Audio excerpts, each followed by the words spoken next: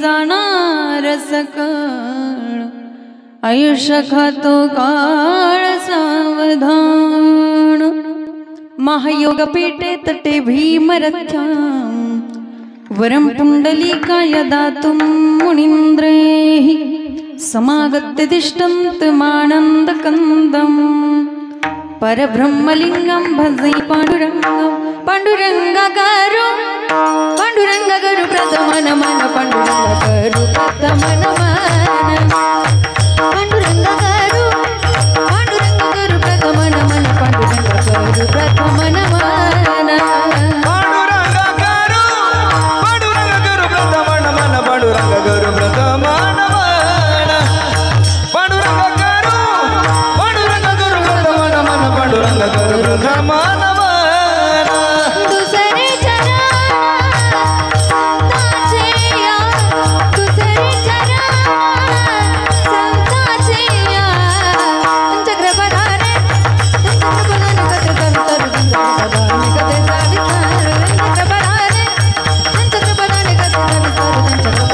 कथेचा विस्तार दुसरे चरण संताचे या दुसरे चरण संताचे त्यांच्या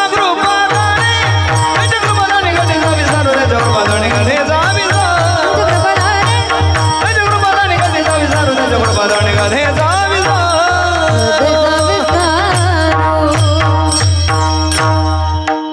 पांडुरंगा करू प्रथम नमन दुसरे चरण संताचिया त्यांच्या कृपादाने कथेचा विस्तारू बाबाजी सद्गुरुदास तुका जयांच्या केलिया स्मरण होय सकल विद्याचे अधिकरण तेची वंदू श्री चरण श्री गुरुचे ते नमस्कार होणी आता ओम नमो दानेश्वरा करुणा करा दयाळा तुमचा अनुग्रह लाभलो पावन झालो चराचरी ओम नमो ज्ञानेश्वर करुणा करा दयाळा तुमचा अनुग्रह लाभलो पावन झालो चराचरी ओम नमो ज्ञानेश्वर करुणा करा दयाळा तुमचा अनुग्रह लादलो पावन झालो चराचरी क्षणोक्षणी हाची करावा विचार क्षणोक्षणी हाची करावा विचार तरावया पार भव सिंधू नाशिवंत देह जाणार सकाळ आयुष्य खातो काळ सावधान विठ्ठल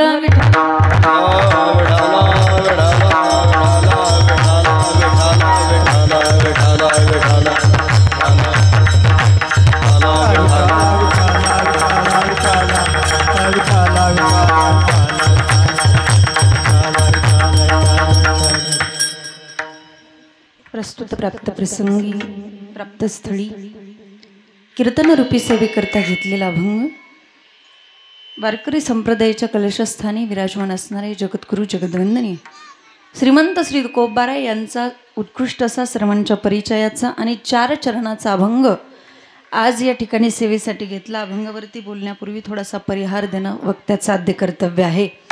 या न्यायाने आज ज्या निमित्ताने आपण सर्वजण या ठिकाणी उपस्थित झालेले आहेत निमित्त सर्वांना ज्ञात आहे, तर सांगणं माझं काम आहे. आज या ठिकाणी ज्यांचं प्रथम वर्ष श्राद्ध आहे ते या हाजबे परिवारातील असणारे पिताश्री कैलासवासी शिवाजी नामदेव हाजबे यांच्या प्रथम पुण्यस्मरण किंवा प्रथम वर्षश्राद्ध म्हणूया. या वर्षश्राद्धाच्या निमित्ताने आजची ही कीर्तनरूपी सेवा या ठिकाणी मला या परिवाराने दिली, त्याबद्दल मी या परिवाराचं मनापासून आभार मानते. या परिवारामध्ये त्यांची 2 मुलं भाऊसाहेब शिवाजी हाजबे तसेच अमोल शिवाजी हाजबे आणि या दोन्हीही मुलांनी या ठिकाणी आपल्या वडिलांच्या उपकारातून उत्तराई होण्यासाठी आजचा हा अट्टहास केलेला आहे. कीर्तनाचं नियोजन या ठिकाणी आपण केलेलं आहे. कीर्तन हे प्रत्येकाच्याच वर्षश्राद्धाला होत नाही, लक्षात घ्या.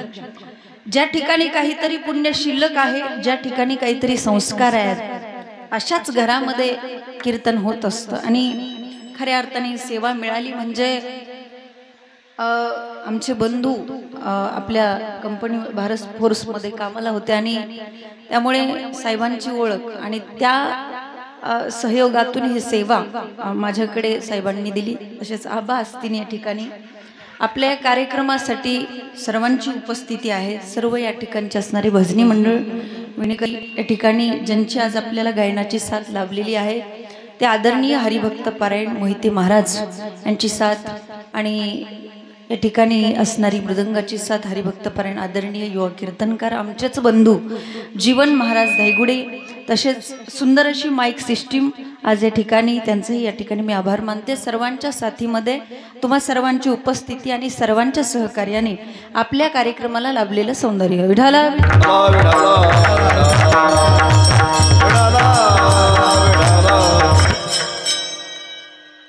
क्षणोक्षणी हाची करावा विचार तरावया पार भव सिंधू नाशिवंत देह जाणार सकळ आयुष्य खातो काळ सावधान. तुकोबाराई या अभंगातून सामान्य जीवाला उपदेश करतायत.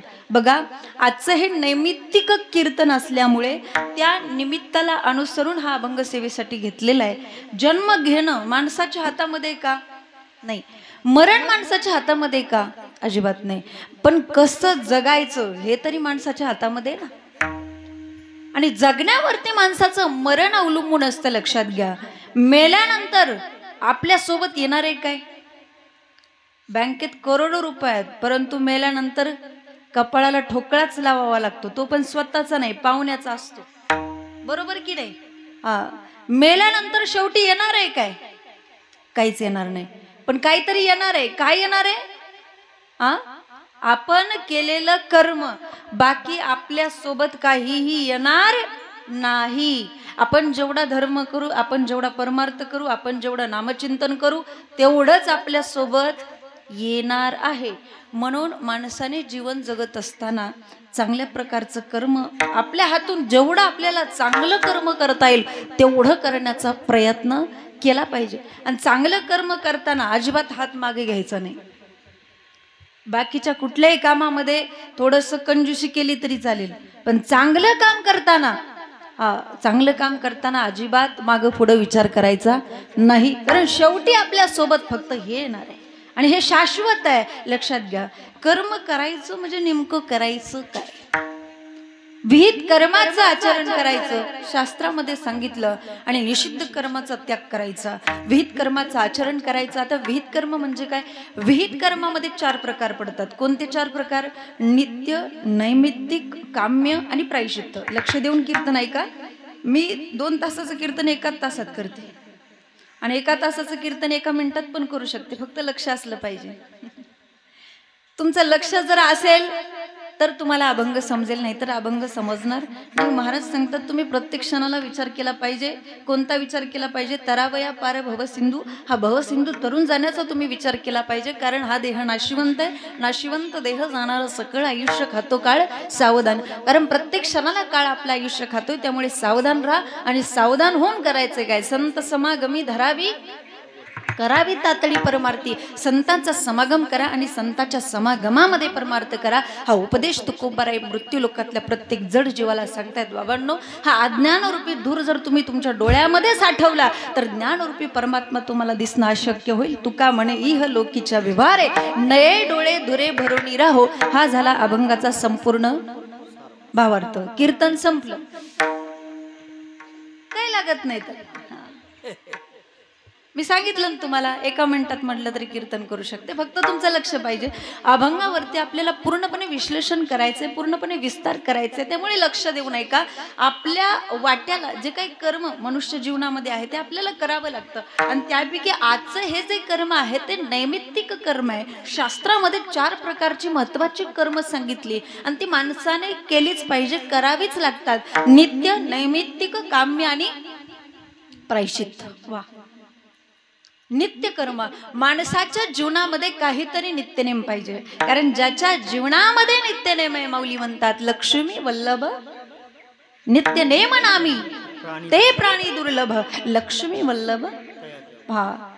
परंतु ज्याच्या जीवनामध्ये नित्यनेम नाही, हरिविन जन्म नरकाची पै जाणा यमाचा पाहुणा प्राणी होय, तो मात्र यमाचा पाहुणा होणार आहे.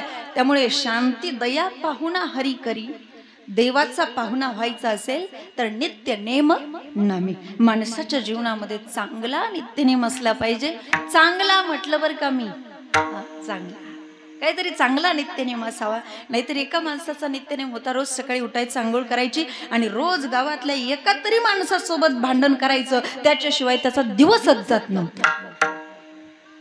आणि एके दिवशी त्याने विचार केला, बरंच वय झालं त्याचं, त्याने विचार केला की अरे आतापर्यंत आपण गावकऱ्यांना खूप भांडलो. त्याला पश्चाताप झाला आणि मग त्याने चिठ्ठी लिहिली. त्याने विचार केला आपली काय आता गॅरंटी नाही, आणि त्यांनी चिठ्ठीवर असं लिहिलं की गावकऱ्यांना मी जिवंत असताना तुम्हाला खूप त्रास दिला, तुमच्याशी खूप भांडलो, आणि त्यामुळे मी मेल्यानंतर तुम्ही सगळ्यांनी माझ्या पायाला दावं बांधायचं आणि मला ओढत ओढत स्मशानभूमीपर्यंत न्यायचं, ही माझी शेवटची इच्छा.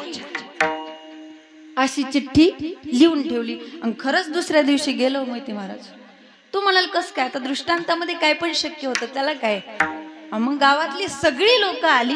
आल्यानंतर एकाचं लक्ष त्या चिठ्ठीकडे गेलं. ती चिठ्ठी बघितली तेव्हा त्या चिठ्ठीमध्ये लिहिलं होतं, गावकऱ्यांना मी जिवंत असताना तुम्हाला खूप त्रास दिला, तुमच्याशी खूप भांडलो, आणि त्यामुळे मी मेल्यानंतर तुम्ही सगळ्यांनी माझ्या पायाला दावं बांधायचं आणि मला ओढत ओढत स्मशानभूमीपर्यंत न्यायचं, ही माझी शेवटची इच्छा आहे. वाचणार म्हणू लागलं काय, माणूस आहे जिवंत असताना तर त्रास दिला, पण मरताना पण म्हणतंय की मला ओढत न्या, म्हणजे हा पण त्रासच आहे ना.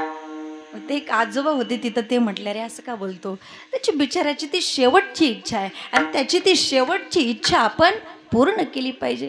त्याची जर शेवटची इच्छा नाही पूर्ण झाली तर भूत होऊन मानगोटी बसायचं. मग सगळ्या गावकऱ्यांनी विचार केला आणि त्याच्या पायाला दावं बांधलं आणि त्याला ओढत ओढत स्मशानभूमीपर्यंत चालवलं. पण स्मशानभूमी मोठ्या हायवे रोडच्या कडेला होती.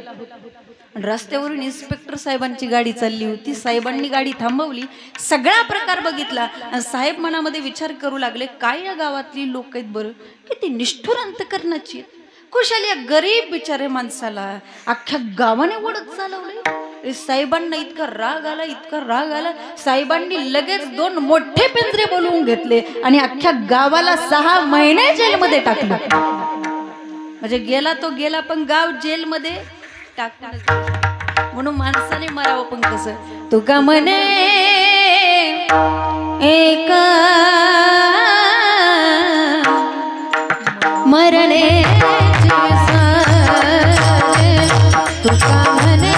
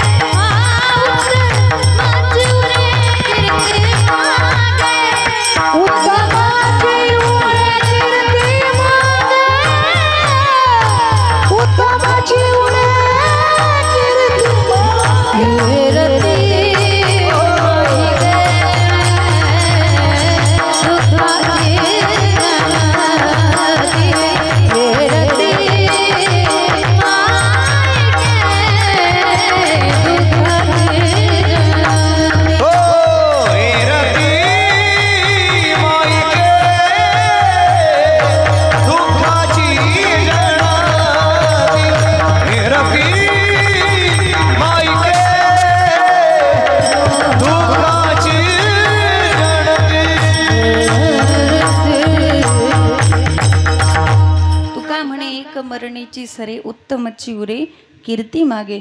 म्हणून मनुष्याच्या जीवनामध्ये चांगला काहीतरी नित्यनेम पाहिजे, जेणेकरून त्याची कीर्ती पाठीमागे शिल्लक राहावी. उत्तमची उरे कीर्ती मागे.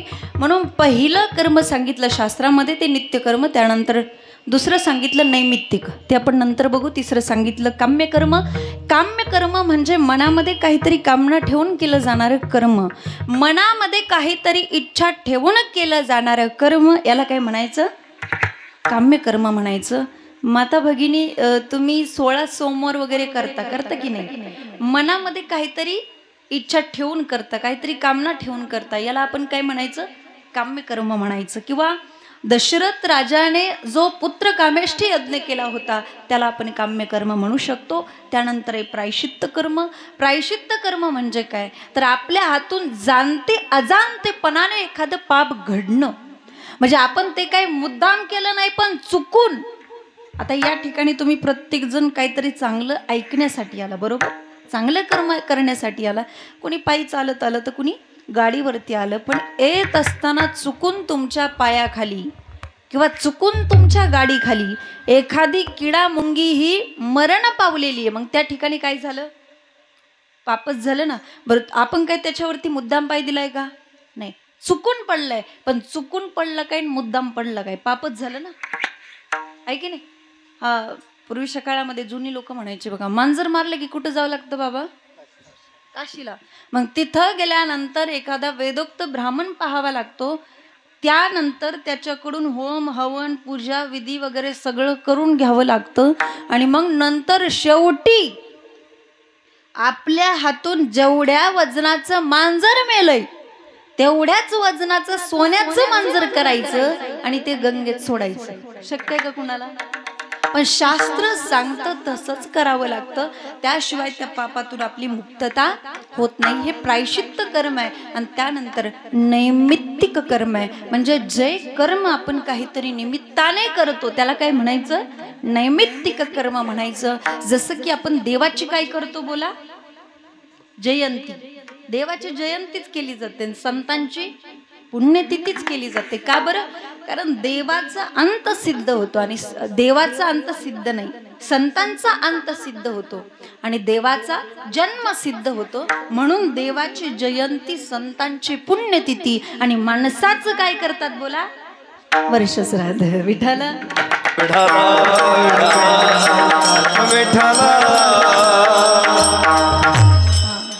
वरी श्राद्ध नाही बर का? नाहीतर आज तिकडं काय रे वाचतय? अरे ते अमुक अमक्याचं वरी श्राद्ध ऐक, वरी श्राद्ध नाही म्हणायचं, वर्ष श्राद्ध म्हणायचं. वर्ष श्राद्ध म्हणजे काय? म्हणजे जो विधी आपण वर्षाने करतो आणि जो विधी आपण श्रद्धेने करतो त्याला म्हणायचं वर्ष श्राद्ध. आपल्या माईबापांचे आपल्यावरती अनंत उपकार असतात आणि त्या उपकारातून उतराई होण्यासाठी केलेला थोडासा प्रयत्न म्हणजे वर्षश्राद्ध.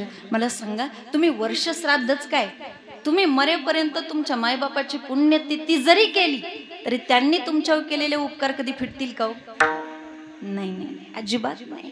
अगदी त्यांच्या चरणावरती मस्तक ठेवून आपण आपला प्राण जरी सोडला तरी माता पित्यांचे उपकार आपल्याला जीवनामध्ये कधीच फेडता येत नाही मायबाप. म्हणून त्या मायबापाच्या उपकारातून उतराई होण्यासाठी आजचा ह्या दोन्ही मुलांचा एक छोटासा प्रयत्न आहे, लक्षात घ्या. आणि म्हणून त्या निमित्ताने त्या अनुषंगाने हा भंग सेवेसाठी एक क्षणोक्षणी हाची करावा विचार. लक्षात घ्या माईबापांनो, ज्या वेळेस भगवान परमात्म्याने ही सृष्टी निर्माण केली आणि मनुष्य देह निर्माण केला, हा मनुष्य देह ज्याच्यामुळे तो भगवान परमात्मा आहे. माणूस, प्रत्येक माणूस हा कोणाच्या ना कोणाच्या तरी उपकाराखाली आपलं जीवन जगत असतो बरं का. हा, म्हणून माणसाने कृतज्ञ नाही तर कृतज्ञ असलं पाहिजे. अरे आपल्यावरती उपकार आहेत देवाचे, आपल्यावरती उपकार आहेत संतांचे, आपल्यावरती उपकार आहेत आपल्या आईवडिलांचे, आपल्यावरती उपकार आहेत ज्या कुळामध्ये जन्माला आलो त्या कुळाचे, त्या भावकीचे. अरे आपल्यावरती उपकार आहेत समाजाचे, ज्या समाजामध्ये आपण जन्माला आलो त्या समाजाचं सुद्धा आपण काहीतरी देणं लागतो. अरे आपल्यावरती उपकार आहेत शेतकऱ्याचे, आपल्यावरती उपकार आहेत देशाचे, आपल्यावरती उपकार आहेत त्या देशाचं रक्षण करणाऱ्या त्या जवानाचे. मनुष्य कोणाच्या ना कोणाच्या तरी उपकाराखाली आपलं जीवन जगतोय लक्षात घ्या. पण सगळ्यात पहिल्यांदा आपल्यावरती उपकार कोणाचे?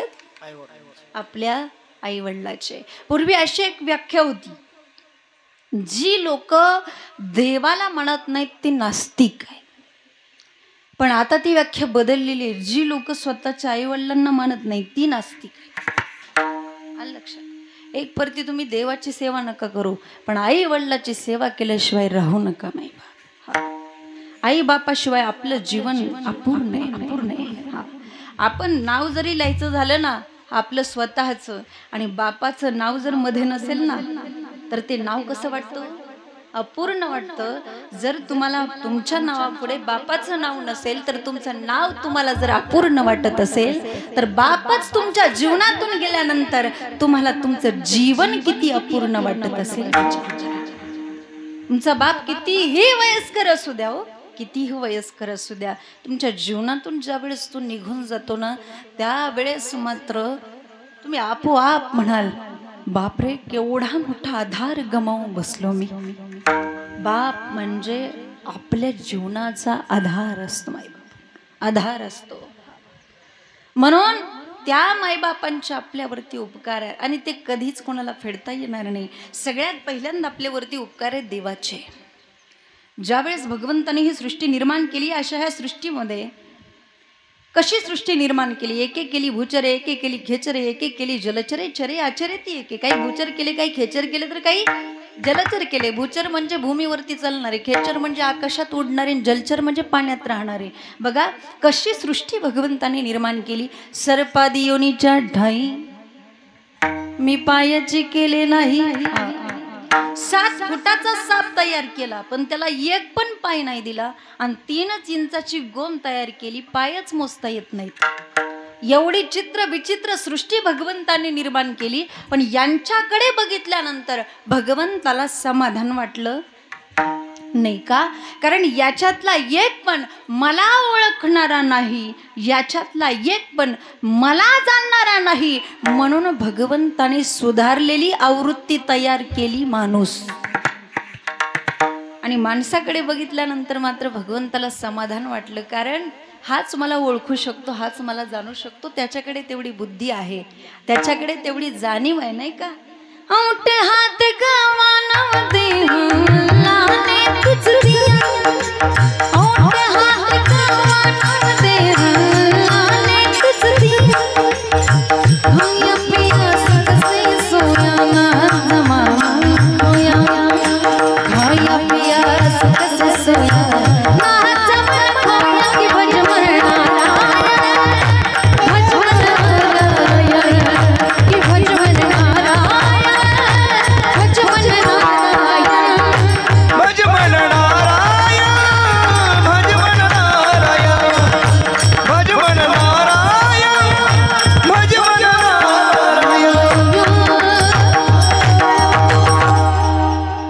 तीन हाताचा देह भगवान परमात्म्याने आपल्याला दिला, पण कशासाठी? देवे दिला देह भजन घुमटा तो या झाला, फक्त देह नाही दिले इंद्रिय हात पाय काय, डोळे मुख बोलाया जेने तू जोड से नारायण, नास जीव पण भावरोगा दिले इंद्रिय हात पाय काय, डोळे मुख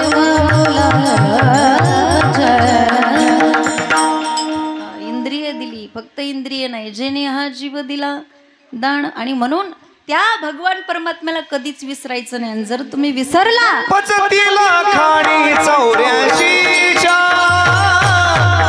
पचतीला खाणी 84च्या,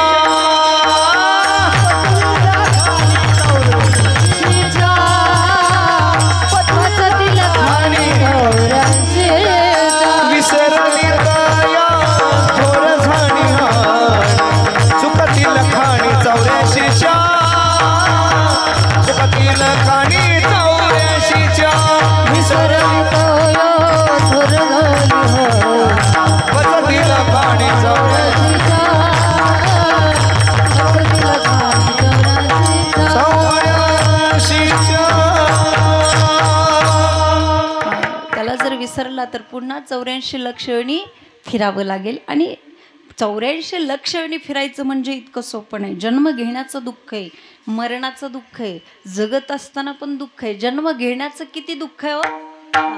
आपण प्रत्येकजण ज्या वेळेस आईच्या उदरामध्ये होतात ना त्यावेळेस आपल्याला अनंत वेदना होत होत्या. आणि त्यावेळेस आपण भगवान परमात्म्याला विनंती केली, देवा एक वेळ करी या दुःखा वेगळे, एक वेळ करी या दुःखा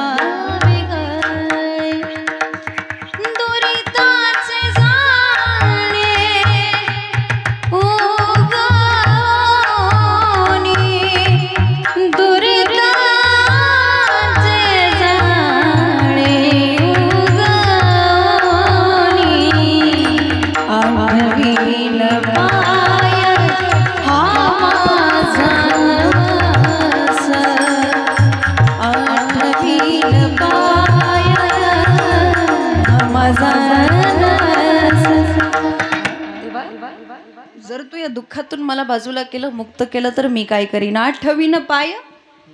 आपण प्रत्येकजण देवाला वचन देऊन या ठिकाणी आलो. देवाने सुद्धा आपल्याला त्या दुःखातून मुक्त केलं. देवाला वचन दिलं प्रत्येकाने, पण वचन देऊन पण आपण देवाचा काय केला, विश्वासघात केला. देवाला वाटलं एकन, झालं मात्र वेगळं. देवाला वाटलं हा आपलं भजन करेल, याला एवढी बुद्धी दिली, पण तसं मात्र झालं नाही. म्हणजे देवाला वाटलं एकन, झालं मात्र वेगळं. जसं आपल्या जीवनामध्ये सुद्धा कधीतरी होतं तसं. आपल्याला वाटतं एकन, होतं बोलतच आहे. हा, एक भिकारी असतो आणि तो भिकारी पुण्यासारख्या शहरामधून फिरत असताना मोठा जोराचा पाऊस सुरू होतो. आता एवढ्या मोठ्या पावसात जायचं कुठं, आडोसा शोधत होता. भिकारी तो आपल्यासारख्या चांगल्या माणसाला सुद्धा शहरामध्ये कुणी जागा देत नाही, आणि भिकारीला कोण जागा द्यायचं. आडोसा बघत होता, इकडं फिर तिकडं फिरन. मग तो जिथं उभा होता तिथं एक पोलीस स्टेशन होतं, आणि समोरून एक बाई हातामध्ये छत्री घेऊन येत होती. त्यावेळेस त्यांनी एक आयडिया केली. काय आयडिया केली? त्याने विचार केला, ही जर का बाई आपल्या जवळ आली की हिच्या हातातली छत्री आपण हिसकावून घ्यायची. मग ती ओरडेल, मग पोलीस लोक येतील, आपल्याला घेऊन जातील. तेवढीच आपली एक रात्र मस्तपैकी आरामामध्ये जाईल. जशी ती बाई याच्या जवळ आली तशी, आणि तिच्या हातातली छत्री हिसकावून घेतली. तशी ती बाई त्याला म्हटली, बाई तुमची असली तर घेऊन जा बाई, आम्ही पण दुसऱ्याचीच आणली होती. म्हणजे याला वाटलं एकन, झालं वेगळं. तसं देवाला वाटलं हा आपलं भजन करेल, पण आपण मात्र देवाला मानायला सुद्धा तयार नाही. लक्षात घ्या, माणसाच्या जीवनामध्ये जन्म घेताना दुःख आहे, जगताना सुद्धा दुःख आहे. जगताना दुःख का येतं? कारण आपण भगवंताला विसरून जातो, आणि दुःख आलंच पाहिजे, कारण दुःख आल्याशिवाय भगवंताची आठवण येत नाही. भगवंताचं चिंतन करा, चिंता दूर पळून जाईल. पण भगवंताच्या चिंतनापासून जर तुम्ही दूर गेलात तर चिंता आपल्या जवळ आल्याशिवाय राहणार नाही. आणि म्हणून लक्षात घ्या, भगवंताचं चिंतन केल्यानंतर जगताना सुद्धा काय सुख आहे. प्रत्येकाच्या जीवनातला अनुभव आहे. एक संकट मिटत नाही तोपर्यंत दुसरं संकट आपल्या समोर उभाच आहे. एक श्रीमंत माणूस होता, आणि त्या श्रीमंत माणसाच्या घरी लहान मोठी अशी 100 जनावरं होती. किती? 100. आणि त्या जनावरावरती लक्ष ठेवण्यासाठी त्याने एका माणसाला ठेवलेलं असतं. तो माणूस रात्रंदिवस त्या जनावरावरती लक्ष ठेवायचा, तो नोकर. पण एके दिवशी तो म्हटला, साहेब मला संध्याकाळी झोप मिळाली पाहिजे, असं काहीतरी नियोजन करा, कारण त्यामुळे माझी तब्येत खराब होते. तेव्हा साहेबांनी सांगितलं, ठीक आहे बाबा, तू काय करत जा, संध्याकाळी सगळी जनावरं खाली बसली की तू जाऊन झोपत जा. संध्याकाळ झाल्यानंतर हा सगळी जनावरं खाली बसायची वाट बघू लागला. अशी एक करत करत करत बाबा 99 जनावरं खाली बसली, पण एक वासरू होतं ते काय खाली बसत.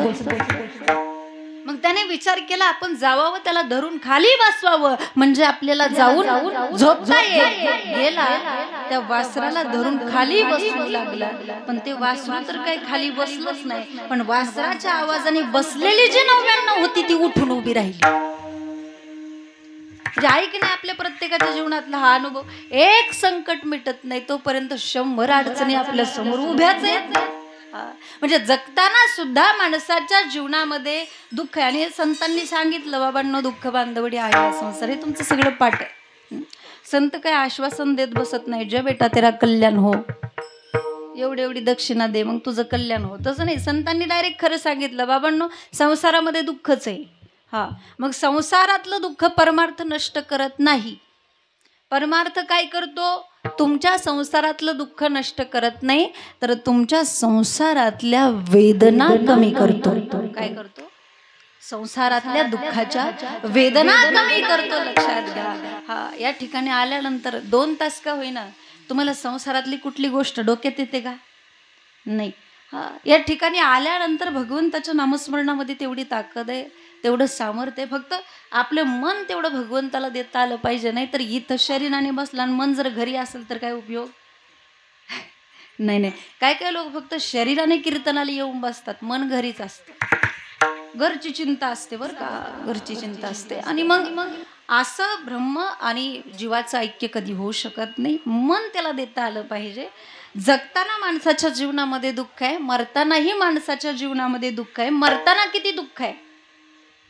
शास्त्र असं सांगतो, प्रत्येकाच्या देहावरती 3.5 कोटी केस आहेत. त्यातल्या प्रत्येक एका केसाला 100 इंगळ्या चावल्यांच्या जेवढ्या वेदना होतात तेवढ्या मरणाच्या वेदना आहेत. किती वेदना आहेत शास्त्राने सांगितलं बरं का. तुम्हाला जर वाटत असेल की आपलं मरण सुखाचं व्हावं तर काय केलं पाहिजे? अंतकाळी ज्याच्या नाम आले मुखा, तुका म्हणे सुखा, परमार्थामध्ये अखंडता ठेवा, जेणेकरून मरताना त्या भगवंताचं नाव आपल्या मुखामध्ये येईल. कारण मरताना भगवंताचं नाव मुखामध्ये घेणं सोपं आहे, पण ते मुखाला येणं मात्र खूप अवघड आहे. म्हणजे शब्द तुम्ही नीट लक्षात घ्या. मुखाला येणं सोपं आहे, पण ते घेणं अवघड आहे. कसं? मरणाऱ्या व्यक्तीला समोरच्या भिंतीवरती आपलं मरण दिसत असतं. त्याला कळतं आता मरण जवळ आलंय, पण देवाचं नाव घेणार कसं? मरणाच्या अगोदर वाचाच बंद होते. पहिल्यांदा वाचा जाते मग जीव जातो. देवाचं नाव घेणार कसं? त्यामुळे परमार्थामध्ये अखंडता ठेवा, जेणेकरून मरताना ते नाव आपल्या मुखामध्ये आलं पाहिजे. आणि ज्याच्या मुखामध्ये भगवंताचं नाव मरताना येतं ना, त्याला पुन्हा जन्म नाही, पुन्हा मरण नाही. कारण जन्म मरणाचं अतिशय महान दुःख आहे. खरं पाहिलं तर माऊली म्हणतात, देहाचिया गावालिया जन्म मृत्यूचिया सहया, ना म्हणो नये धनंजया जिया परी. माऊली म्हणतात, या मृत्यू लोकामध्ये 2 प्रकारचे सोहळे आहेत, एक जन्माचा आणि दुसरा मरणाचा. जन्माचा सोहळा ज्या पद्धतीने आपण सर्वजण आनंदाने साजरा करतो, त्याच पद्धतीने मरणाचा सुद्धा सोहळा आपल्याला आनंदाने साजरा करता आला पाहिजे. रे, कधी आपण मरणावरती विचार केलाय का बरं? हा, कधी केलाय का? मरणावरती विचार केला पाहिजे. साधू हा मरणावरती विचार करतो आणि तो स्वतः ठरवतो की मला मरायचंय कधी. तो स्वतः निर्णय घेतो. अंतकालेच मामेव स्मरण मुक्त्वा कलेवरम यप्रयाति समद्भावम याति नास्त्यत्र संशयः. म्हणून सामान्य माणूस कधी मरणावरती विचार करत नाही. सामान्य माणसाचं कसं, त्याला अचानक मरण येतं. माऊली म्हणतात, उरी आदळलिया मरण. जसं की आपण एखादा माणूस इतका पळतो इतका पळतो इतका पळतो आणि पळत असताना समोर खड्डा आहे, त्याला दिसतच नाही. आणि ज्या वेळेस त्याला कळतं की पुढं विहीर आहे, आपण विहिरीमध्ये पडणार आहे, इतका पळत असतो. मग ज्या वेळेस तो 2 पावलं अलीकडे असतो आणि त्याला कळतं की पुढं विहीर आहे, स्वतःला रोखू शकतो का? तो थांबवू शकतो का? अजिबात नाही. त्या ठिकाणी त्याला मरावंच लागतं. असं आपल्याला अचानक मरण येतं. साधू स्वतः ठरवतो मला मरायचंय कधी. म्हणून कधीतरी मरणावरती विचार करत जा. देवा, ज्या वेळेस माझ्या शरीरातून माझा प्राण निघून जाईल ना, त्यावेळेस माझी अवस्था कशी असावी. इतना तू कळला स्वामी, प्राण तन से निकली, गोविंद नाम लेकर तब प्राण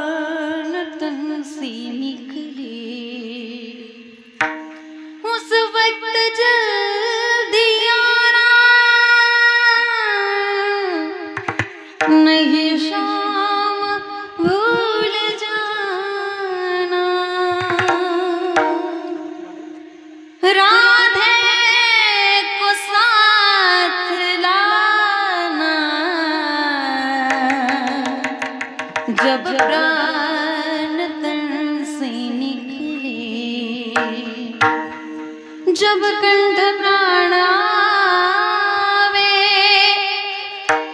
कोई रोग ना सतावे, जब कंठ प्राण कोई रोग ना सताए, यम दर्श ना दिखाए, जब प्राण तन से निकले,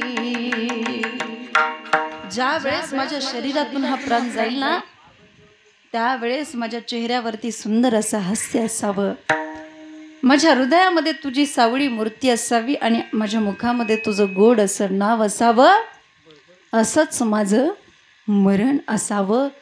असा विचार आपण करत नाही. आपल्या डोक्यात सतत काय असते, हे मला मिळालं पाहिजे, ते मला मिळालं पाहिजे, आता एवढे पैसे कमवायचे, तेवढं कमवायचं, आता बंगला बांधायचा, आता गाडी घ्यायची.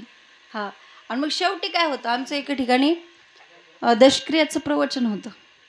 आणि दशक्रियाचं प्रवचन, आता ते प्रवचन म्हणजे कसं, कावळा शिवल्याशिवाय ते प्रवचन बंद करायचं नसतं. बराच वेळ झाला आमचं प्रवचन चालू होतं, कावळा काही शिवत नाही. आणि मग ते काकांनी सांगितलं, अरे घरातली सगळी जा तिथं जाऊन दर्शन घ्या, म्हणजे त्या पिंडाला कावळा शिवल. घरातली सगळी गेली, तिथं जाऊन दर्शन घेतलं तरी पण कावळा शिवला नाही. आणि मग शेवटी एक जणांनी काय आयडिया केली, तो तिथे गेला आणि खिशातली 500 रुपयाची नोट काढली, तिथं ठेवली. सॉरी, 50 रुपयाची. 50 रुपयाची नोट तिथं ठेवली आणि 50 रुपयाची नोट ठेवल्याबरोबर पिंडाला कावळा शिवला. लोकांना इतकं आश्चर्य वाटलं. लोकांनी त्याला विचारलं, अरे गावातली सगळी लोक सांगत होती बाबा घरच्यांनी जाऊन दर्शन घ्या, घरची सगळी गेली, दर्शन घेतलं, तरी पण काय कावळा शिवला नाही, आणि तो मात्र 50 रुपयाची नोट ठेवल्याबरोबर पिंडाला कावळा कसं काय शिवला. तो म्हटला, अरे हा जो मेलेला माणूस आहे ना, तो गावचा तलाठी होता आणि 50 रुपये दिल्याशिवाय उताराच देत नव्हता, म्हणून कावळा शिवला. म्हणून लक्षात घ्या, मरताना भगवंताचं नाव जर आपल्या मुखामध्ये आलं, लक्षात घ्या, जीवनामध्ये जगण्यावरती माणसाचं मरण अवलंबून असतं. त्यामुळे परमार्थामध्ये अखंडता ठेवा आणि 84 लक्षणीचा फेरा आपण त्या ठिकाणी त्या फेऱ्यातून मुक्त व्हायचंय. कारण जन्म झाला की मरण, पण मेल्यानंतर सुद्धा आपली सुटका आहे का, पुन्हा जन्म घ्यावा लागतो. किती वेळा जन्म यावे नित्य व्हावे भजित, नित्य व्हावे भजित, नित्य व्हावे भजित. किती वेळा जन्म यावे वेळा भजित, किती व्हावे भजित,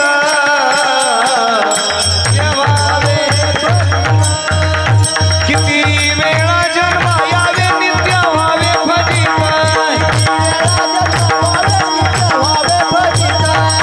म्हणून या जीव भ्याला, म्हणून या जीव भ्याला, म्हणून या जीव भ्याला, म्हणून या जीव भ्याला,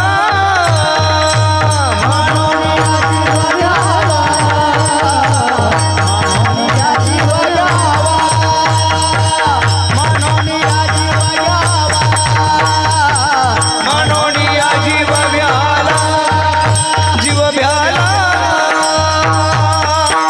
किती वेळा जन्म यावे, किती वेळा जन्म घ्यायचा, किती वेळा मरायचं. सोपं नाही. पुनरपि जननम पुनरपि मरणम पुनरपि जननी जठरे शयनम, पुन्हा जन्म पुन्हा मरण हे सतत चालूच आहे. जन्म घेण्याचं दुःख आहे. किती दुःख आहे, काय सांगू गर्भीची यातना, मज भोगीता नारायण, मांस मळमूत्र जाना, मज क्षण क्षणातसे, काय सांगू गर्भीची यातना, मज भोगीता नारायण. काय हलवू नका, फक्त एकदाच क्लिअर करावंच, कारण शिट्टी मारते. जन्म घेण्याचं दुःख आहे, मरणाचं दुःख आहे, परंतु हे जन्म मरणाचं दुःख फक्त कोणाला नाही तर ज्ञानी माणसाला नाही.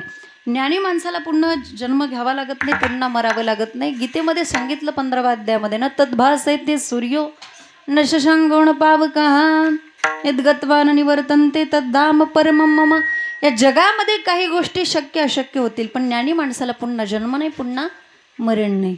सरिता ओणिया जडते ब्रह्मगिरी परिधानी नधारी जन्म काही चंदनासी होया बाबुळात्वतापी परिधानी नशिवत जन्म काही जळला कापुरा मागता प्रगटे परिधानी जन्म काही ज्ञानी ज्ञानेश्वर मिळून गेला मरण जीना झाला वेगळाची मरण जीना झाला वेगळाची. साऊंड जवळ असल्यामुळे ती शिट्टीच मारणार असे. ठीक आहे. ज्ञानी माणसाला पुन्हा जन्म घ्यावा लागत नाही, ज्ञानी माणसाला पुन्हा मरावं लागत नाही, परंतु हा विचार करण्याची क्षमता माणसामध्ये सुद्धा आहे. माणूस सुद्धा या बाबतीत विचार करू शकतो आणि माणसाने जर विचार केला तर तो सुद्धा जन्म मरण टाळू शकतो, पण तो विचार सार पाहिजे. आणि माणसाकडे तेवढी क्षमता आहे हे तुकोबारायांना माहिती होतं. तुकोबारायांनी ज्यावेळेस या समाजाचं निरीक्षण केलं तेव्हा त्यांच्या लक्षात आलं की माणूस हा विचारप्रधान प्राणी. जो विचार करत नाही त्याला माणूस म्हणताच येत नाही. तर तुम्ही कीर्तनात जरी बसलेला असता तरी तुमच्या डोक्यामध्ये काही ना काहीतरी विचार चालूच आहे. म्हणजे जो विचार करत नाही त्याला माणूस म्हणताच येत नाही. मग माणूस हा विचार करणारा प्राणी आहे, तुकोबारांच्या लक्षात आलं. मग तुम्ही काही पण विचार करण्यात आपलं आयुष्य वाया घालवण्यापेक्षा, बरबाद करण्यापेक्षा तुम्ही फक्त हाच विचार करा. कोणता? अभंगाच्या प्रथम चरण. क्षणोक्षणी हाची करावा विचार, क्षणोक्षण हाची करावा विचार,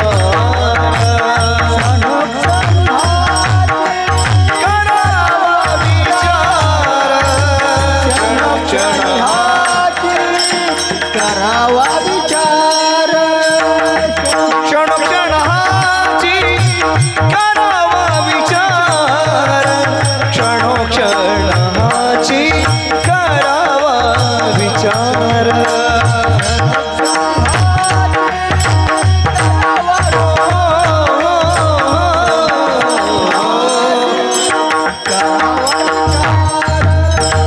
तारवय पार भावा सिंधू, तारवय पार भावा सिंधू,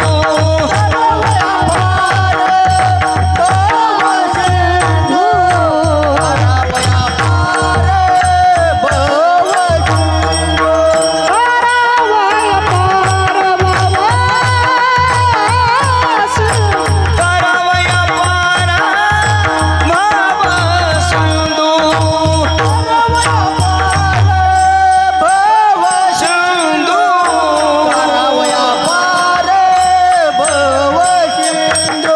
नशिबंत देहा जाणारा सकळ, नशिबंत देहा जाणारा सकळ, नशिबंत देहा जाणारा सकळ, नशिबंत देहा जाणारा सकळ.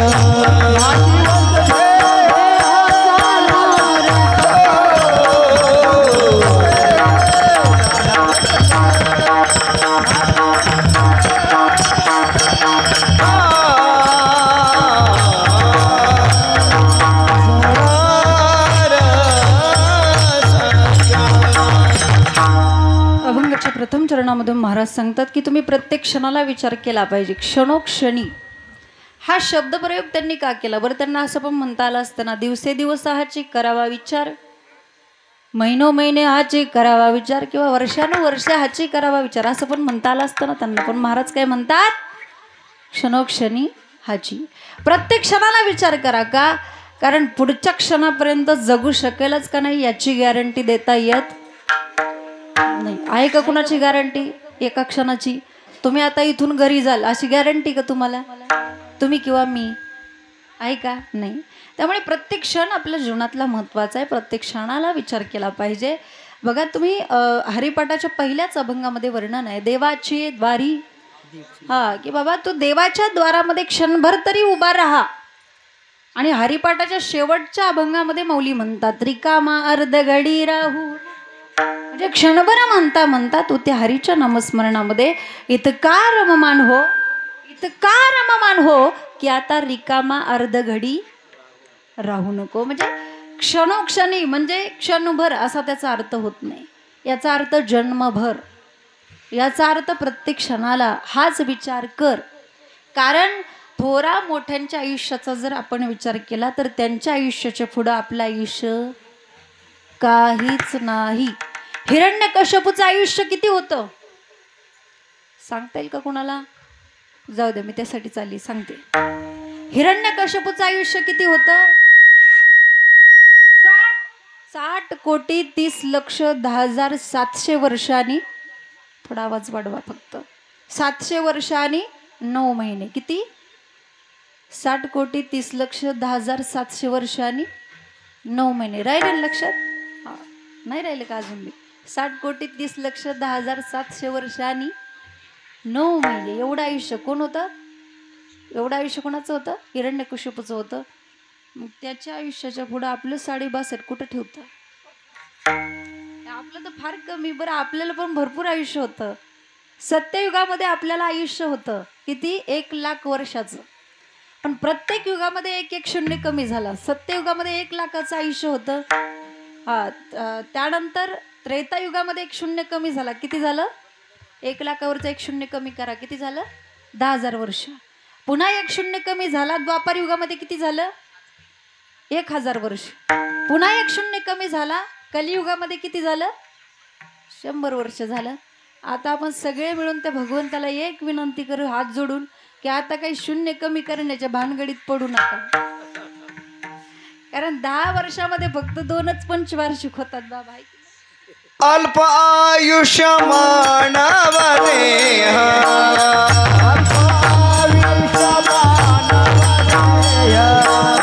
शत गणिले ते अर्धरात खाय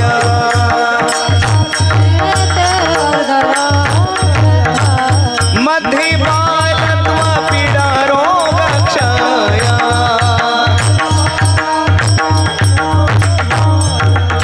काय भजनासी उरले ते पाहेगा राम राम स्मरादी राम राम स्मरादी राम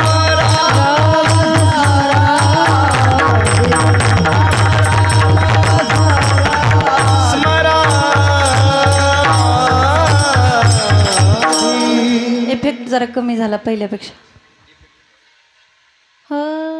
आयुष्य मानव देह शतगणिले ते अर्धरात्र खाय मध्ये बालत्व पीडा रोग क्षय काय भजनासी उरले ते पाहेगा.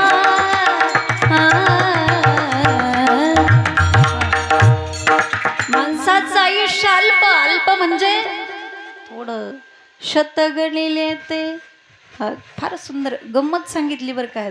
शतगणिले ते अर्धरात्र खाय. 100 वर्षाचं आयुष्य आहे माणसाला. तिथपर्यंत पण कोणी जाईल याची गॅरंटी नाही आता. पण 100 वर्षातले अर्ध वर्ष कशात गेलं? म्हणजे 50 वर्ष झोपेत गेलं. काय काय लोक तर दिवसा पण झोपतात. त्यांचं काय होतं असेल काय माहित. म्हणून आपल्या आयुष्यातल्या प्रत्येक क्षणाची किंमत आपल्याला कळली पाहिजे. म्हणून प्रत्येक क्षण महत्त्वाचा आहे. प्रत्येक क्षणाला आपण विचार केला पाहिजे. आणि विचार कसा पाहिजे? सारा विचार करा उठा उठी. विचार सार पाहिजे. विचार आसार असून उपयोग नाही. नाही तर उगाच काही पण विचार करून उपयोग आहे का? काय काय लोक काही पण विचार करत बसतात.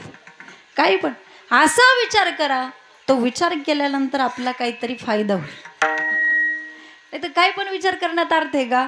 आता तुम्हाला माहिती असेल, आता बरेच जाणकार मंडळी, पण तरी पण सांगते. एक माणूस विचार करायचा, त्याच्या घरासमोरून रोज एक गोल शिंगाची म्हैस जायची. तो जिन्यावरती चढायचा आणि एकच विचार करायचा, या म्हशीच्या शिंगामध्ये आपलं मुंडकं बसेल का?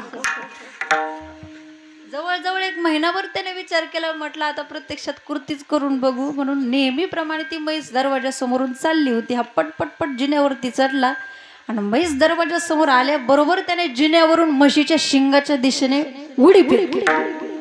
आता म्हशीच्या शिंगामध्ये त्याचं मुंडकं बसलं गुतून.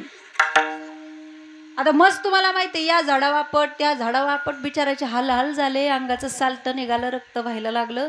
गावातली सगळी लोक जमा झाली. कसं बस त्याला ओढून बाहेर काढलं, दवाखान्यामध्ये नेलं. आणि दवाखान्यामध्ये नेल्यानंतर डॉक्टरांनी त्याच्यावर चांगले उपचार केले. आणि मग शेवटी गावकऱ्यांनी विचारलं, अरे बाबा, एवढं करण्याच्या अगोदर तो थोडा पण विचार नाही का केला? तो म्हटला, थोडा काही 1 महिनाभर विचारच करत होतो. म्हणून काही पण विचार करण्यात अर्थ नाही. असा विचार करा की जेणेकरून आपला फायदा होईल. म्हणून सारा विचार सार पाहिजे. विचार असार असू नये. आणि असार काय? फलकट तो संसार, तेथे सार भगवंत. हा संसार फलकट आहे, म्हणून फलकट असार गोष्टीचा विचार करायचा नाही. बरं, कोणता विचार करायचा? कोणता विचार करायचा? तरावया पार. हा भवसिंधू. हा भवसिंधू तरुण जाण्याचा आपण विचार करायचा आहे. भव म्हणजे संसार आणि सिंधू म्हणजे सागर. सिंधू म्हणजे समुद्र. म्हणजे संसाराला कशाची उपमा दिली? समुद्राची उपमा दिली. का बरं? जर समजा आपण कोणी समुद्र पाहायला गेलेला असताना जर आपण माघारी आलो, परत रिटर्न आल्यानंतर आपले नातेवाईक मित्रमंडळी आपल्याला जर विचारायला लागले, अरे समुद्र पाहायला गेलता? हो, समुद्र पाहायला गेलता. किती लिटर पाणी होतं रे समुद्रामध्ये? अरे तो म्हणतो, किती लिटर काय, जिकडं बघाव तिकडं पाणीच पाणी आहे की नाही? असं महाराज म्हणतात, ह्या संसारामध्ये सुद्धा किती दुःख आहे आणि हा संसार किती व्यापक आहे, शब्दामध्ये मांडता येत नाही. म्हणून या संसाराला कशाची उपमा आहे? समुद्राची उपमा आहे. तरावया पार भवसिंधू. हा भवसिंधू म्हणजे खरा संसार कोणता? तर जन्म मरण रूपी हा खरा संसार आहे. हा संसार नाही बरं का, बंगला गाडी, घरदार, बायका, पोरं, गाई, म्हशी, हा नाही. हा संसार रूपी सागर तरुण जायचा असं नाही महाराज म्हणत. कोणता? जन्म मरण रूपी संसार सागर आपल्याला तरुण जायचा आहे. त्यामुळे हा जो मनुष्य देह आहे तो शेवटचा जन्म आहे. शेवटचा जन्म म्हणजे 84 लक्षणे भोगल्यानंतरचा शेवटचा जन्म हा. त्यामुळे हा देह मिळालाय ना, आता जन्माचं सार्थक करून घ्या.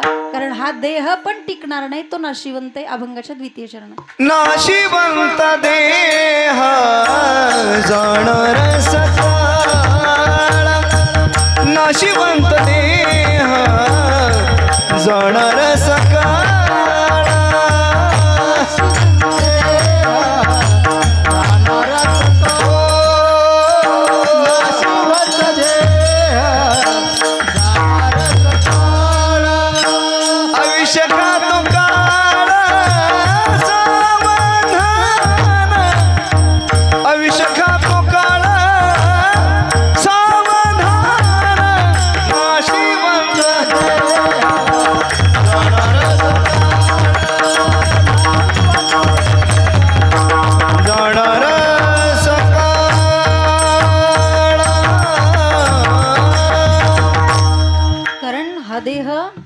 नाशिवंत आहे. नाशिवंत देह, आवाज थोडा वाढवा.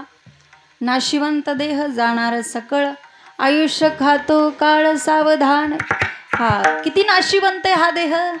हा या देहासारखं नाशिवंत काहीच नाही. मदालसेने वर्णन केलं, हा देह नाशिवंत मळमूत्राचा बांधा, हरी जन्म घाती कुर्म कीटकाचा सांदा, रव दुर्गंधी रे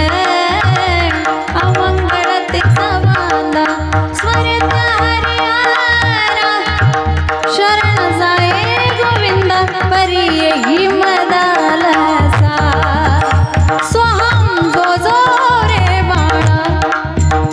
हा देह नाशिवंत आहे आणि मुळात हा देह आपला नाही. देह हा काळाचा आहे. देह हे काळाचे, धन कुबेराचे. धन कुणाचं आहे? बँकेतलं आपलं, फक्त ते आपल्या नावावर आहे.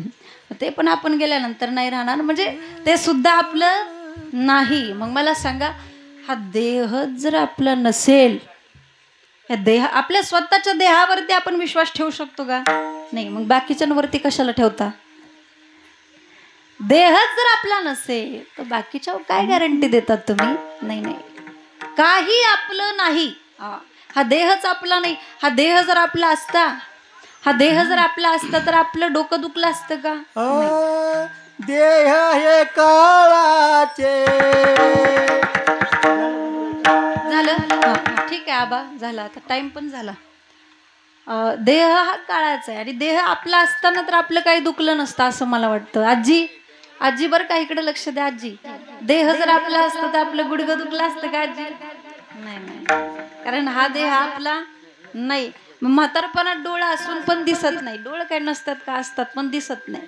कान असून पण ऐकायला येत नाही का? वरून कनेक्शन कट केला. आता आलं लक्षात? काही आपलं नाही.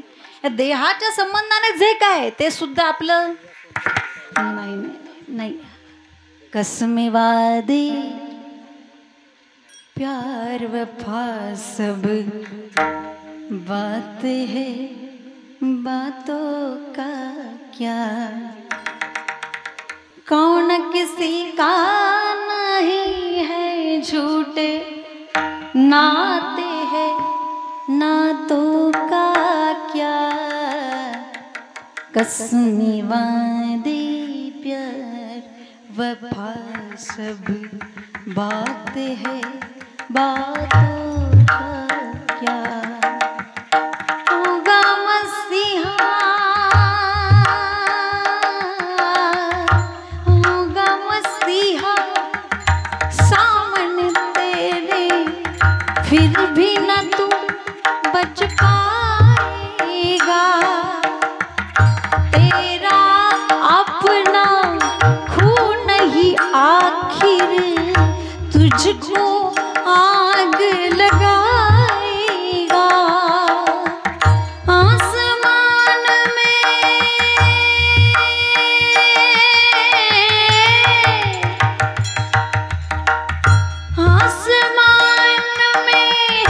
उड़ने वाले मिट्टी में मिल जाएगा, कसम वादे प्यार वफा सब बातें है, बातों का क्या, कसम वादे प्यार वफा सब बातें है, बातों का क्या. आणि ही दुनिया कशी महाराज? ही दुनिया कशी? दुनिया तरी आपली आहे का? नाही नाही, ही सुखात आपल्या सोबत आहे, दुःखात कोणच आपल्या नाही, आपल्या सोबत नाही. आणि कोरोनाच्या काळाने आपल्याला सगळं शिकवलेलं आहे. कोरोनाच्या काळामध्ये कोण होतं आपल्या सोबत? हो, हा पॉझिटिव्ह आला की तिकडं लांबच्या लांब सगळं. तरी पण लोकांना कळलं नाही. बरं, काही लोकांना कळलं बाबा, कुणी कोणाचं नसतं, कुणाच्या मागं फिरून काही उपयोग नाही, आपलं आपलं बघा. म्हणजे दुनिया कशी आहे? सुख में तेरे साथ चलेंगे, दुख में सब मोड़ेंगे, दुनिया वाले तेरे बनकर तेरा ही दिल तोड़ेंगे,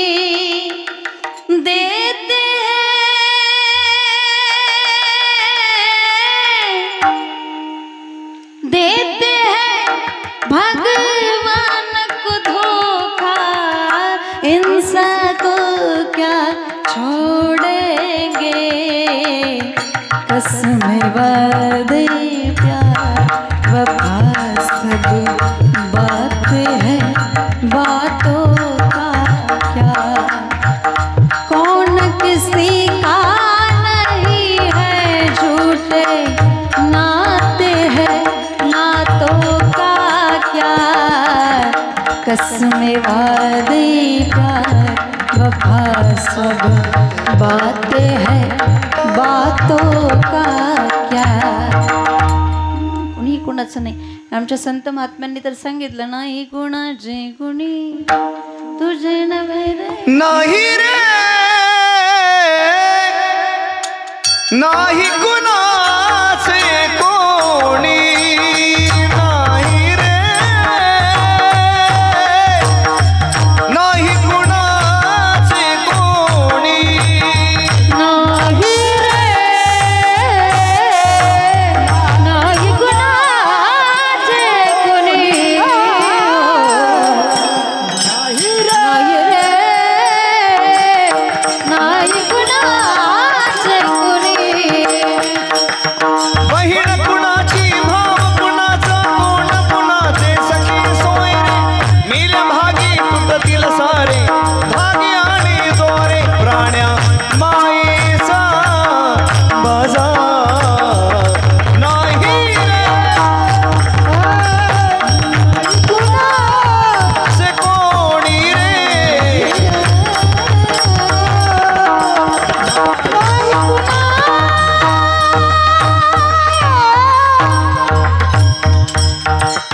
बहीण कुणाची भाऊ कुणाचा कोण कुणाची सगळे सोय रे मेल्या मागे तुटतील सारे हो धागे आणि दोरे प्राण्यमायेचा बाजार नाही रे नाही कुणाचे कुणी हो नाही रे नाही कुणाचे कुणी कुणीही कोणाचं नाही. एक महाराज सांगत होते की बाबांनो कुणी कुणाचं नसतं नाही कुणाचे कुणी. एक जण कीर्तनातूनच उठला आणि म्हटलं काय महाराज तुम्ही मगाचपासून लावले नाही कुणाचे कुणी तुझ्या नवरे कोणी आहोत तुम्हाला काय माहित. रात्रीच माझी बायको मला म्हटली की मी तुमच्याशिवाय 1 मिनिट पण जगू शकत नाही आणि तुम्ही म्हणता की नाही कुणाचे गुणी काय लावले म्हटलं मगाच्यापासून. अहो तुम्हाला काय माहित माझ्या बहिणीचं माझ्यावर किती जीव आहे. तुम्हाला काय माहित माझ्या आईचं माझ्यावर किती प्रेम आहे. अरे जोपर्यंत मी घरी जात नाही तोपर्यंत दरवाजातच बसून राहिलेली असते. अहो तुम्हाला काय माहित माझे मित्र कसे आहेत. अहो जीवाला जीव देणारे माझे मित्र आहेत. जर कुठं भांडणं लागली तर तलवारीच घेऊन येतात आणि तुम्ही म्हणता की नाही कुणाचे कोणी तुझे नव्हे रे कोणी. तुमच्यावर काय माझा विश्वास नाही बसा. म्हणजे तुमच्यावर नाही बरं का ते दृष्टांतच चालले. म्हटलं तुमच्यावर काय माझा विश्वास नाही. मग तुमच्यावर माझा विश्वास नाही म्हटल्यावर महाराज म्हटले अरे बाबा असं का बोलतो. अरे संत जे सांगतात ते कधीच खोटं होत नाही. संतांचं वचन आणि शास्त्राचं वचन कधीच खोटं होत नाही. तो म्हटला नाही नाही नाही म्हटला माझा काही तुमचा विश्वास नाही म्हटला. महाराज म्हटले ठीक आहे तुझा जर माझ्यावर विश्वास नसेल तर आपण एक परीक्षा घेऊ. आणि ती परीक्षा अशी आहे माझ्याकडे एक मुळी ती मुळी खाल्ल्यानंतर तुला काही होणार नाही. फक्त तुझ्या नाड्या बंद होतील बाकी तुला काही होणार नाही. फक्त ती मुळी खायच्या अगोदर बायकोला एवढंच सांग हे बघ उद्या जर का माझं काही बरं वाईट झालं तर माझ्या गुरूंना बोलवल्याशिवाय माझा पुढचा कार्यक्रम करायचा. घरी गेला आणि बायकोला म्हटलं हे बघ उद्या जर का माझं काही बरं वाईट झालं तर माझ्या गुरूंना बोलवल्याशिवाय माझा पुढचा कार्यक्रम अंत्यविधी उरकायचा नाही. बायकोने विचार केला आज हे नेमकं गेलं तरी कुठं होतं कुठल्या बुवाच्या कीर्तनाला तर गेलं नव्हतं ना. मग कीर्तनालाच गेला असं ती त्यामुळे तसं म्हणते. म्हटली बसा मी जरा चहा घेऊन येते. ती म्हणली बसा म्हटल्यानंतर ही चहा आणायला आतमध्ये किचनमध्ये गेली तेवढे त्याने ती मुळी खाल्ली ना असा गप झोपला. ही चहा घेऊन आली. अहो चहा घ्या. हा 1 नाही 2 नाही अहो चहा घ्या. हा गप. आता तिला जरा शंका आली. तिने नाडी बघितली हाताची तर नाडी बंद दिसल्यानंतर अशी वरडायला लागली ना अशी वरडायला लागली म्हणतात. आता बायकांचं वरडणं तुम्हाला किती कीर्तनात सांगायची काय गरज आहे का. अशी वरडायला लागली आता मला पिकनिकला कोण नेणार. आता मला पार्लरला कोण नेणार. म्हणजे हा तिचा प्रॉब्लेम बरं का. आई आली पळत धावत, तिचा आवाज ऐकून. बाई मी पिकलं पान होतं, देवाने मलाच अगोदर उचलाय पाहिजे होतं. बहीण आली. बहीण म्हटली आता मला दिवाळीला साडी कोण घेणार. ऐकी मित्र आले. मित्र म्हणले तेवढाच आठवड्यातला एक दिवस याच्याकडे होता, हॉटेलमध्ये जेवायचा, आता तो पण गेला. सगळे आले.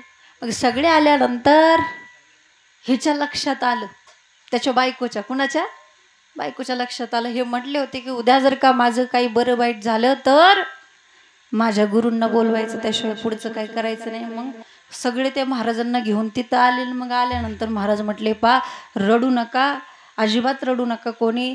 तुमचा जर यांच्यावरती इतकाच जीव असेल तर मी यांना जिवंत करू शकतो.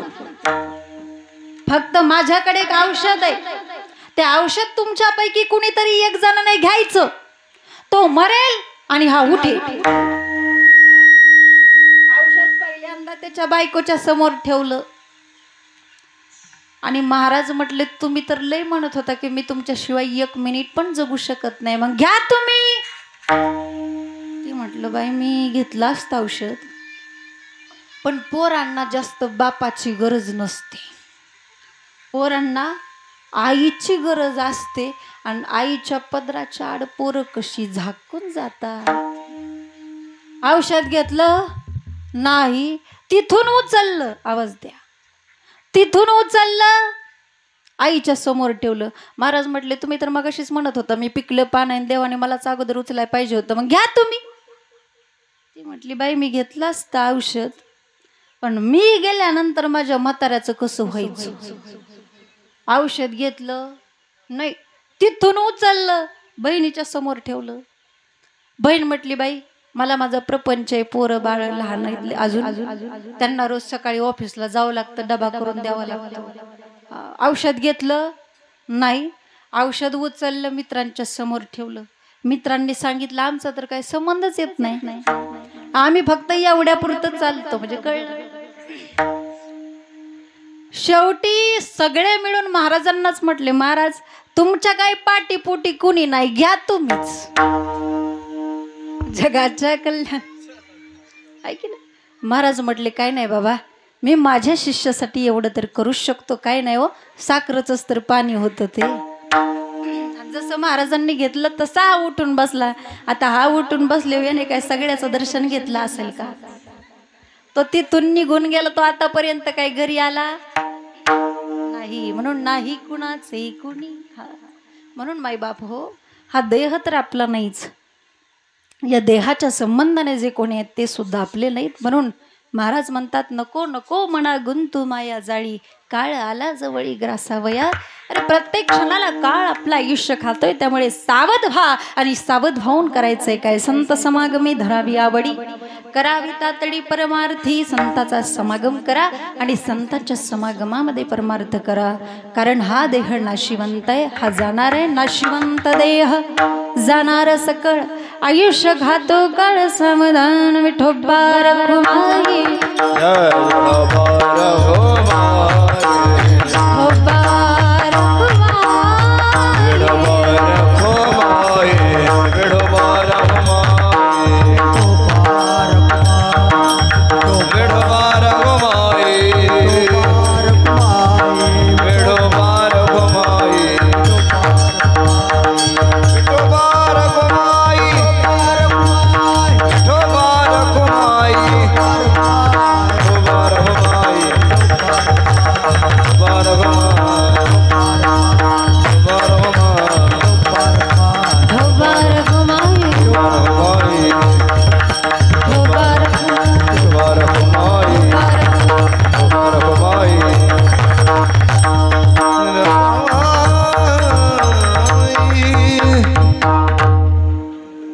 क्षणोक्षणी हाची करावा विचार, तरावा या पार भव सिंधू. नाशिवंत देह जाणार सकळ, आयुष्य गातो काळ जावधान. संत समागमी धरावी आवडी, करावी तातडी परमार्थी. बाबांनो परमार्थ करायचा असेल तर तो संताच्या समागमामध्ये करा, कारण त्याची माझी ही सकळ.